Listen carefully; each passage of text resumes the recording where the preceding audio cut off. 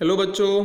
तो आज हम स्टार्ट करेंगे एक हमारा नया चैप्टर जो है आपका chapter number 4 environmental balance.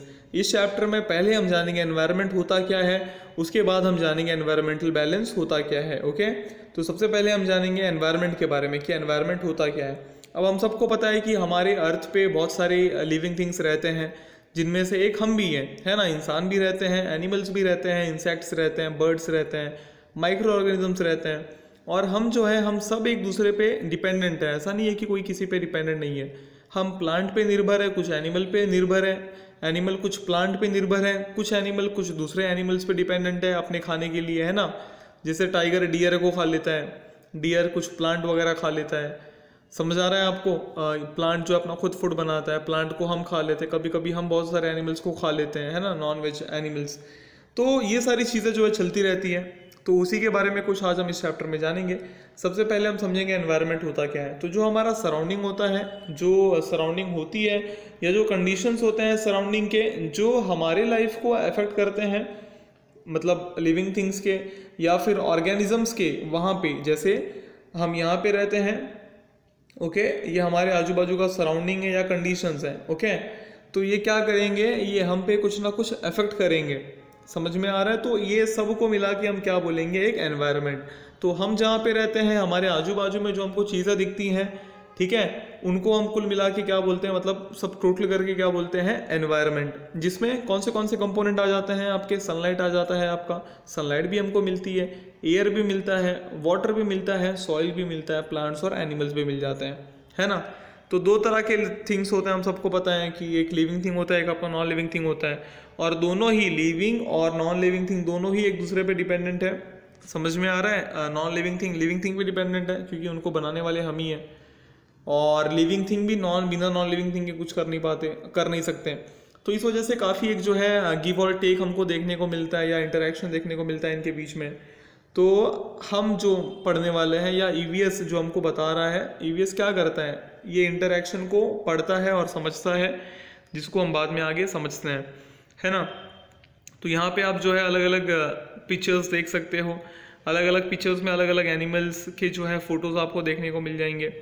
Okay, तो जितने भी एनिमल्स या फिर जो प्लांट आपको दिख रहा होगा, सनलाइट आपको दिख रहा होगा, और भी बहुत सारी चीज़ें जो है दिख रही होंगी, तो ये सब जो है कहीं ना कहीं एक दूसरे पे इंटरडिपेंडेंट है। तो इसमें कुछ लिविंग थिंग्स भी हैं, कुछ नॉन लिविंग थिंग्स भी हैं।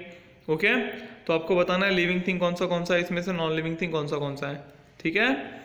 अब चलो समझ लेते हैं फूड चेन के बारे में कि फूड चेन क्या होता है आपका। ओके, क्या फूड चेन क्या होता है। अब यहाँ पे आप देख सकते हो, यहाँ पे मैं आपको एक ये अच्छे एग्जांपल से समझाना चाहूँगा फूड चेन क्या होता है। यहाँ पे जो ग्रास हॉपर दिख रहा है आपको, जो ग्रास हॉपर है ये क्या करता है, ये पत्तों को खा लेता है। पत्ते कहाँ से आ गए, सन की वजह से आ गए, है ना। जो अपना प्लांट है वो फूड कैसे बनाता है, सनलाइट की मदद से बनाता है। तो जब जो है पत्ते अच्छे खासे ग्रो हो गए, लीव्स ग्रो हो गए, तो ग्रास हॉपर ने उसको खा लिया। अब जब ग्रास हॉपर ने उसको खा लिया, तो ग्रास हॉपर को इस चिड़िया ने खा लिया, इस बर्ड ने खा लिया। समझ में आ रहा है। इसी को हम क्या बोलते हैं, फूड चेन। ग्रास हॉपर का खाना क्या था, लीव्स, लेकिन इस बर्ड का खाना क्या था, ग्रास हॉपर।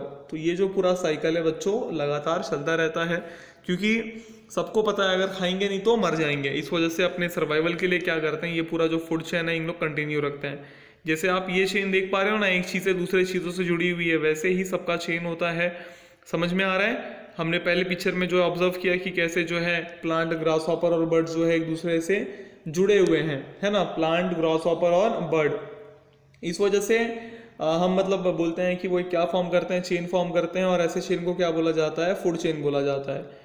और जो हर एक कंपोनेंट होता है इस फूड चेन का, उसको हम क्या बोलते हैं, एक लिंक बोलते हैं। जैसे वहाँ पे ग्रास था, ग्रास हॉपर था, बर्ड था, तो ग्रास हॉपर एक तरीके से कंपोनेंट था ना उस फूड चेन का, तो उसको हम क्या बोलेंगे, लिंक बोलेंगे। समझ में आ रहा है। इस तरीके से चीज़ें जो है चलती है पूरी। सारे एनिमल्स एक दूसरे पे क्या रहते हैं, डिपेंडेंट रहते हैं, ठीक है।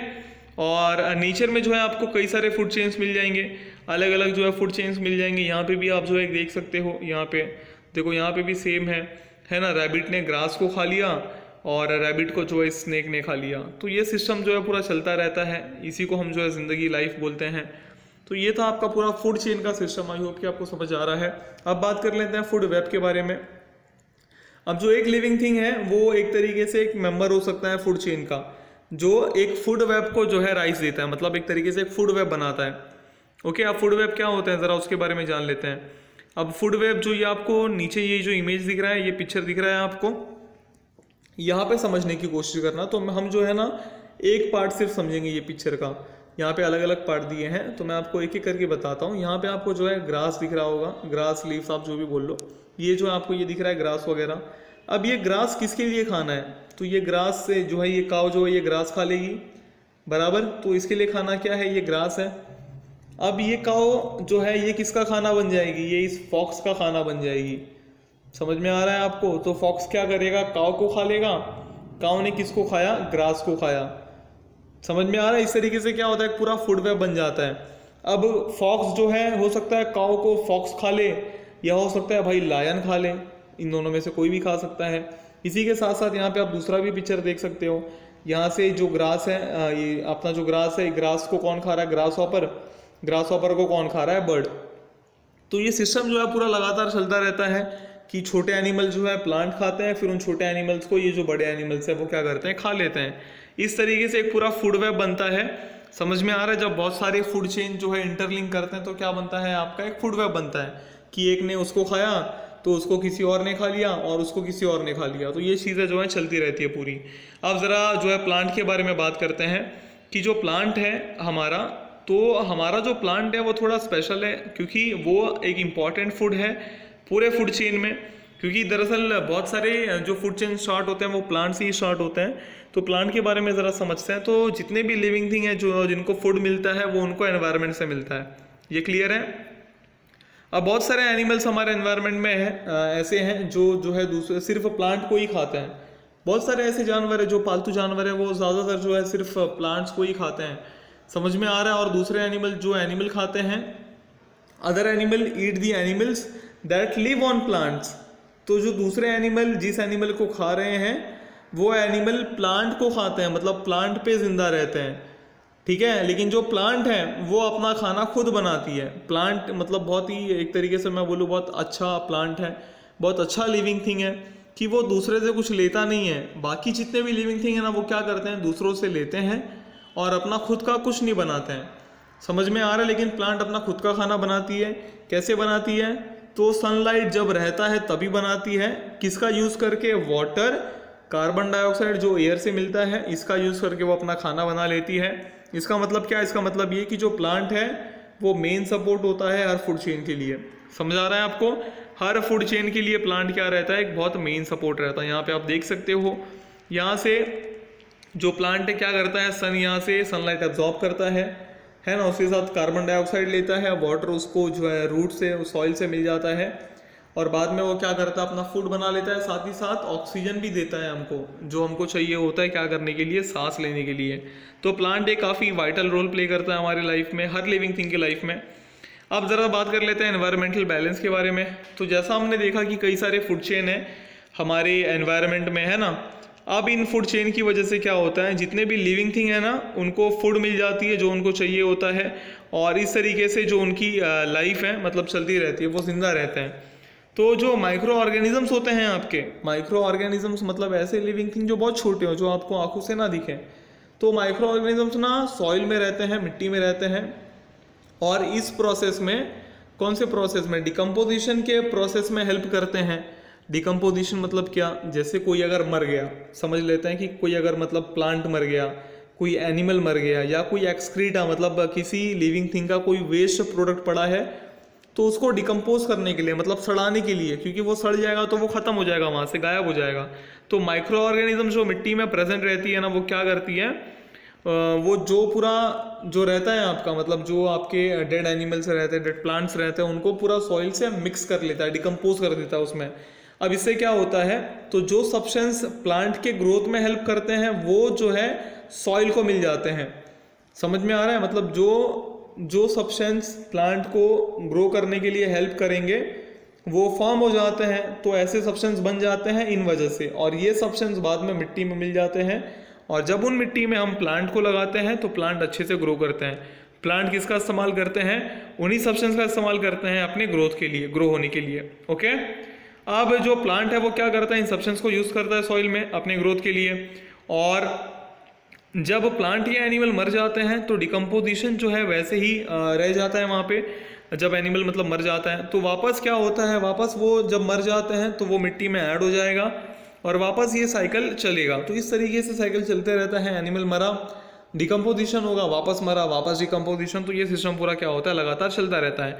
लिविंग थिंग क्या करते हैं, एयर में से जो ऑक्सीजन मिलता है उसका इस्तेमाल कर लेते हैं अपने ब्रीथिंग के लिए, सांस लेने के लिए। ओके, सांस लेने के लिए क्या करते हैं, इसका इस्तेमाल कर लेते हैं। और बाहर क्या देते हैं, मतलब अंदर वो ऑक्सीजन लेते हैं, कार्बन डाइऑक्साइड गैस को वो बाहर छोड़ते हैं। तो प्लांट क्या करता है, प्लांट इन कार्बन डाइऑक्साइड को यूज़ कर लेता है अपना खाना बनाने के लिए। समझ में आ रहा है। और साथ में जो हमको चाहिए होता है वो दे देता है। हमको ऑक्सीजन चाहिए, हम उससे ऑक्सीजन ले लेते हैं। उसको फूड चाहिए, मतलब उसको कार्बन डाइऑक्साइड चाहिए, उसको हम वो दे देते हैं। इस तरीके से पूरा प्रोसेस क्या होता है, चलता रहता है। और ये भी एक तरीके से एक साइकिल है नेचर में। समझ में आ रहा है, एक तरीके से एक साइकिल की तरह मतलब कंटिन्यू होता रहता है ना। कि ये हुआ, फिर हमने मतलब जो है हम मर गए, हम भी डिकम्पोज हो गए, चीज़ें जो है ऐसे लगातार कंटिन्यूसली चलती रहती है। और भी बहुत सारे ऐसे साइकिल्स हैं, अलग अलग साइकिल्स हैं जो नेचर में होते हैं। और इस वजह से काफ़ी इंटरेक्शन देखा जाता है लिविंग थिंग्स में और नॉन लिविंग थिंग्स में। समझ में आ रहा है, मतलब दोनों ही चीज़ें जो है जुड़ी होती हैं।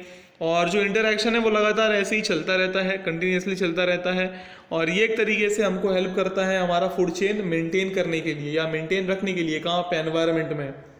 तो जब अलग अलग साइकिल्स एनवायरनमेंट में जो है लगातार चलते हैं, अनइंटरप्टेड चलते हैं, तो जो एनवायरमेंटल बैलेंस है वो क्या हो जाता है, मेंटेन हो जाता है। समझ में आ रहा है आपको। इस तरीके से जो एनवायरनमेंट में जितने भी लोग रहते हैं, जितने भी लिविंग थिंग्स है, जो उनकी नीड्स है वो पूरा उनको फुलफिल कर पाते हैं। इसी के साथ हमारा ये चैप्टर होता है ख़त्म। आई होप कि आपको समझ आ गया होगा। मिलेंगे अगले वीडियो में एक नए चैप्टर के साथ। Till then stay home, stay safe. Thank you.